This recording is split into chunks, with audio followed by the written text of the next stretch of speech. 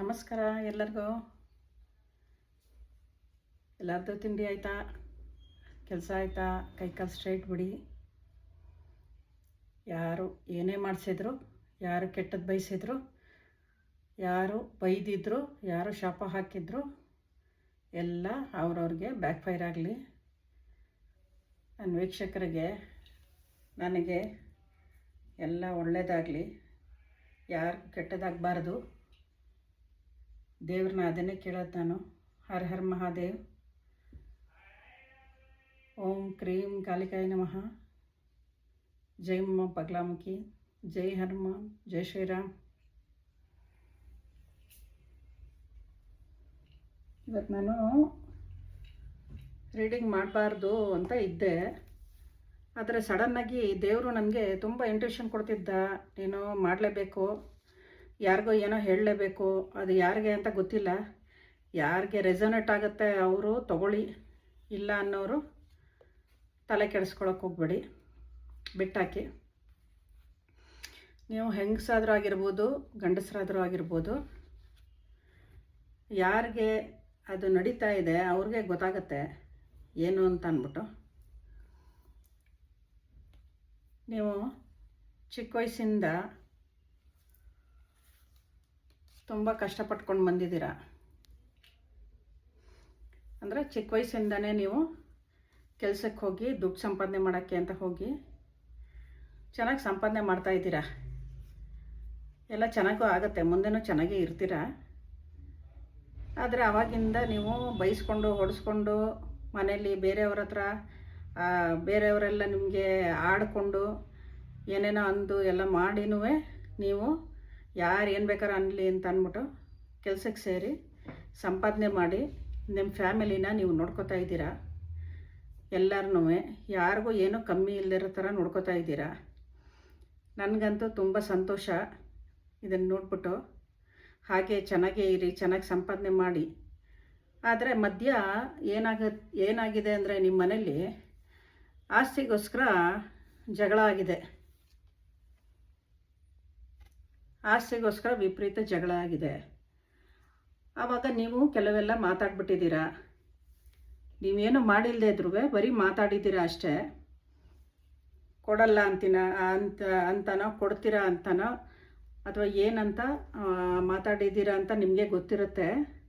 ಒಟ್ಟಿನಲ್ಲಿ ತುಂಬ ದೊಡ್ಡ ಜಗಳನೇ ಆಗಿದೆ ನಿಮ್ಮ ಮನೇಲಿ, ಆಸ್ತಿಗೋಸ್ಕರ, ದುಡ್ಡುಗೋಸ್ಕರ. ಆದ್ದರಿಂದ ಏನು ಮಾಡಿದ್ದಾರೆ ಅಂದರೆ ನಿಮ್ಮನ್ನು ಈ ಮಟ್ಟಕ್ಕೆ ತರಬೇಕು, ದ ಟವರ್ ಅಂತ ಇದು, ಈ ಮಟ್ಟಕ್ಕೆ ತರಬೇಕು ಅಂತ ಅಂದ್ಬಿಟ್ಟು ಮೂರು ಜನ ಮಾತಾಡ್ಕೊತಾ ಇದ್ದಾರೆ ನೋಡಿಲಿ. ಇದರಲ್ಲಿ ಮಂತ್ರವಾದಿನೂ ಒಬ್ರು ಇರ್ಬೋದು.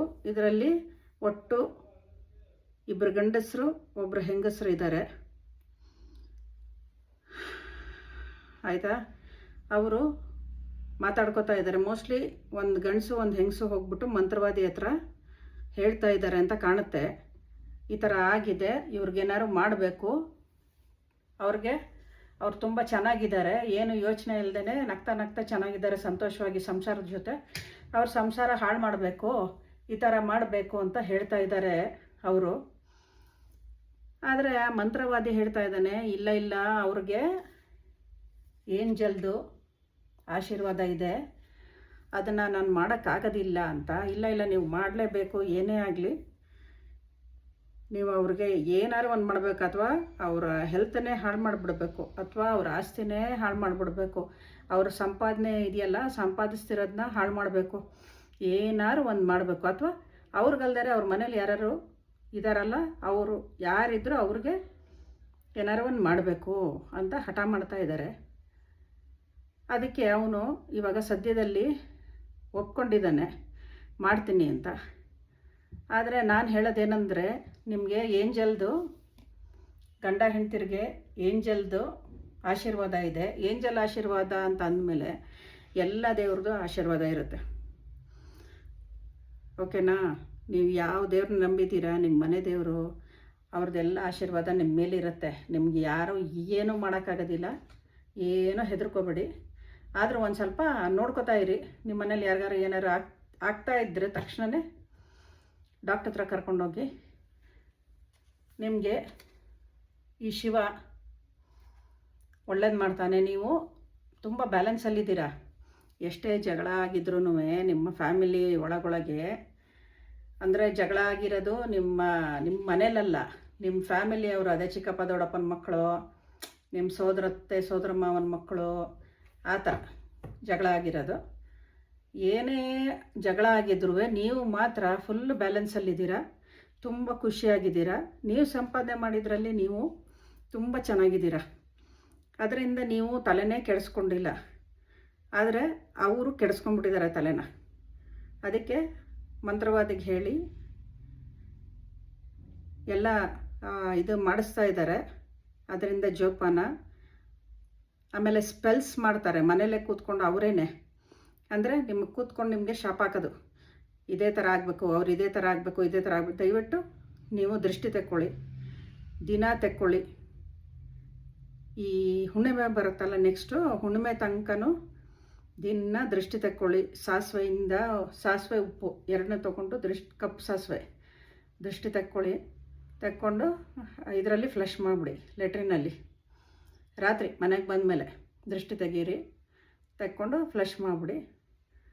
ಆಯಿತಾ? ನಿಮಗೆ ಏನೂ ಆಗೋದಿಲ್ಲ. ಆ ಸ್ಪೆಲ್ಸ್ ಮಾಡಿದ್ರು ಎಲ್ಲ ಅವ್ರಿಗೆ ಬ್ಯಾಕ್ ಫೈರ್ ಆಗಲಿ. ಆ ದೇವ್ರನ್ನ ಬೇಡ್ಕೋತೀನಿ, ಅವ್ರು ಯಾರು ಏನೇ ನಿಮಗೆ ಮಾಡಿದರು ಬ್ಯಾಕ್ ಫೈರ್ ಆಗಲಿ. ನೀವು ಗಂಡ ಹೆಂಡತಿ ಮಕ್ಕಳು ಇನ್ಯಾರಿದ್ದಾರೆ ಎಲ್ಲ ಚೆನ್ನಾಗಿರಿ, ಏನೂ ಆಗೋದು ಬೇಡ. ಆ ಯಾವನ್ ಮಂತ್ರವಾದಿ ಏನು ಮಾಡಿಕೊಟ್ಟ ಅವನಿಗೆ ಫಸ್ಟು ವಾಪಸ್ ಹೋಗಿ. ಈ ಗಂಡ ಹೆಂಡ್ತಿರಿಗೆ ಯಾರೋ ಏನೋ ಮಾಡಿಸ್ತಾ ಇದ್ದಾರಲ್ಲ ಅವ್ರಿಗೋಗಿ ಫಸ್ಟ್ ಹೊಡಿಲಿ. ಅಬ್ಸರ್ವ್ ಮಾಡ್ತಾಯಿದ್ದೀವಿ, ಯಾರಿಗಾರು ಏನಾರು ಏಟಾದರೆ ಎಲ್ಲ ಆದರೆ ಅವರೇ ಅಂತ ಗೊತ್ತಾಗತ್ತೆ ನಿಮಗೆ, ಅವರೇ ಮಾಡಿಸಿರೋದು ಅಂತ ನಿಮಗೆ ಗೊತ್ತಾಗತ್ತೆ. ಚೆನ್ನಾಗಿರಿ. ನಾಳೆ ಅಕ್ಷಯ ತೃತೀಯ ಅಲ್ವಾ, ಅದಕ್ಕೆ ನೋಡಿ ದೇವ್ರು ನಿಮಗೆ ಕಪ್ ಕೊಟ್ಟಿದ್ದಾನೆ. ಅಂದರೆ ನಿಮಗೆ ಎಲ್ಲ ಒಳ್ಳೇದು ಮಾಡ್ತಾನೆ. ನಾಳೆ ಚಿನ್ನನಾರು ಬರ್ಬೋದು, ದವಸ ಧಾನ್ಯನಾರು ಮನೆಗೆ ಬರ್ಬೋದು, ಏನು ಬೇಕಾದ್ರೂ ಬರ್ಬೋದು. ಶಿವನ ಆಶೀರ್ವಾದ ನಿಮಗೆಲ್ಲ ಇದ್ದೇ ಇದೆ, ಏನು ಯೋಚನೆ ಮಾಡಬೇಡಿ. ಆದರೆ ಒಂದು ಸ್ವಲ್ಪ ದೇವಸ್ಥಾನಕ್ಕೆ ಹೋಗ್ಬಿಟ್ಟು ಬನ್ನಿ. ಆ ಥರ ಏನಾದ್ರು ನಿಮಗೆ ಅನಿಸಿದ್ರೆ ದಿನ ದೃಷ್ಟಿ ತೆಕ್ಕೊಳ್ಳಿ, ಆಮೇಲೆ ದೇವಸ್ಥಾನಕ್ಕೆ ಹೋಗ್ಬಿಟ್ಟು ಬನ್ನಿ. ದೇವರು ಏಂಜಲ್ಸು ನಿಮ್ಮ ಸುತ್ತಮುತ್ತಲೇ ನಿಮ್ಮನ್ನು ಕಾಪಾಡ್ತಾ ಇರ್ತಾರೆ. ಅವ್ರಿಗೆ ಯಾವಾಗಲೂ ಥ್ಯಾಂಕ್ಸ್ ಹೇಳ್ತಾಯಿರಿ. ದೇವ್ರುಗಳಿಗೆ, ಏಂಜಲ್ಸ್ಗಳಿಗೆ ಎಲ್ಲ ಥ್ಯಾಂಕ್ಸ್ ಹೇಳ್ತೀರಿ. ಯಾವಾಗ ನಿಮ್ಮನ್ನು ಅವರು ಸರೌಂಡ್ ಮಾಡಿಬಿಟ್ಟು ನಿಮಗೆ ಏನೂ ಆಗದೆ ಇರೋಂಗೆ ಪ್ರೊಟೆಕ್ಟ್ ಮಾಡ್ತಾರೆ. ಆ ಥರ ಮಾಡಿ. ಆಮೇಲೆ ಮೆಡಿಟೇಷನ್ ಮಾಡಲೇಬೇಕು. ಅದೆಲ್ಲ ಆಗಬೇಕಂದ್ರೆ ಮೆಡಿಟೇಷನ್ ಮಾಡಲೇಬೇಕು. ದಯವಿಟ್ಟು ಮೆಡಿಟೇಷನ್ ಮಾಡಿ. ಎಲ್ಲರೂ ಚೆನ್ನಾಗಿರಿ. ನಾಳೆಗೆ ಎಲ್ಲರಿಗೂ ಒಳ್ಳೆಯದಾಗಲಿ. ನನ್ನ ಸೇರಿಸಿ ಏನಾದ್ರು ಒಳ್ಳೊಳ್ಳೆ ಸುದ್ದಿಗಳು ಬಂದರೆ ನನಗೂ ತಿಳಿಸಿ, ನನಗೂ ಸಂತೋಷ ಆಗುತ್ತೆ. ಬಂದೇ ಬರುತ್ತೆ ನಾಳೆ ನಿಮಗೆ ಸುದ್ದಿಗಳು, ಒಳ್ಳೆ ಸುದ್ದಿಗಳು. ಅಥವಾ ಮನೆಗೆ ಏನಾದ್ರು ಒಳ್ಳೇದು ಬರುತ್ತೆ, ಅದಕ್ಕೂ ಸಂತೋಷ ಪಡಿ, ನನಗೂ ಹೇಳಿ. ಎಲ್ಲರಿಗೂ ಒಳ್ಳೆಯದಾಗಲಿ. ದೇವರ ಆಶೀರ್ವಾದ ಸದಾ ಎಲ್ಲರ ಮೇಲೂ ಇರಲಿ. ಆಯಿತಾ? ಹರ ಹರ ಮಹಾದೇವ್. ಓಂ ನಮಃ ಶಿವಾಯ. ಜೈ ಮಾ ಕಾಳಿ, ಜೈ ಮಾ ಬಗಲಾಮುಖಿ, ಜೈ ಹನುಮಾನ್, ಜೈ ಶ್ರೀರಾಮ್, ಜೈ ಶ್ರೀರಾಮ್, ಜೈ ಶ್ರೀರಾಮ್. ನಾಳೆ ಸಿಗೋಣ. ಇದನ್ನು ಶಿವಶಕ್ತಿ ನನಗೆ ನೀನು ಹೇಳಲೇಬೇಕು ಅಂತ ಹೇಳಿದ್ದಕ್ಕೆ ನಾನು ಇವತ್ತು ರೀಡಿಂಗ್ ಮಾಡಿದ್ದು. ಇಲ್ಲಾಂದರೆ ರೀಡಿಂಗೇ ಮಾಡ್ತಾ ಇರಲಿಲ್ಲ ನಾನು. ದಯವಿಟ್ಟು ಯಾರ ಮನೇಲಿ ಏನಾಗ್ತಿದೆ ಅಂತ ನೋಡಿಕೊಂಡು ಅದನ್ನ ಏನಾರು ಒಂದು ಹದಕ್ಕೆ ತೊಗೊಂಬನ್ನಿ. ಆಯಿತಾ? ಬಾಯ್.